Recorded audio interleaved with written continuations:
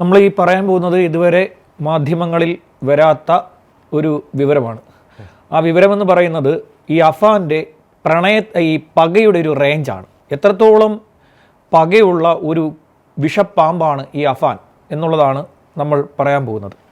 ഈ അഫാൻ്റെ ഈ കൊലപാതകത്തിൻ്റെ രീതി പുറത്തു വന്നു, എത്ര പേരെ കൊന്നു എന്നുള്ള വിവരങ്ങൾ പുറത്തു വന്നു, ഫർസാനയോട് നടത്തിയ ഈ കുമ്പസാരം, അതുപോലെ തന്നെ അഫ്സാനോട് നടത്തിയ കുമ്പസാരം, പിന്നെ ഇവരുടെ കടബാധ്യത, ഇതെല്ലാം പുറത്തു വന്നു. ഇതിനുമപ്പുറം ഇവന് ഈ പറയുന്ന അഫാൻ എന്ന് പറയുന്ന 23 വയസ്സൊക്കെ പ്രായമുള്ള ഈ യുവാവിൻ്റെ പകയുടെ ഒരു റേഞ്ചാണ് നമ്മളിന്ന് പറയാൻ പോകുന്നത്. ഇവരെ കൂടാതെ കുറേ പേര് കൂടി വധിക്കേണ്ട ഒരു ലക്ഷ്യം ഈ അഫാന് ഉണ്ടായിരുന്നു. അതിൽ ഒന്നാണ് ഉറ്റ ബന്ധുവായിട്ടുള്ള ഒരു സ്ത്രീയും അവരുടെ ചെറുമകളും തട്ടത്തുമലയിലെ, പിന്നെ ഒരു അമ്മാവൻ. ഈ 3 പേരാണ് എക്സ്ട്രാ ആയിട്ട് ഇവൻ്റെ ലിസ്റ്റിൽപ്പെട്ടിരിക്കുന്ന 3 പേര്.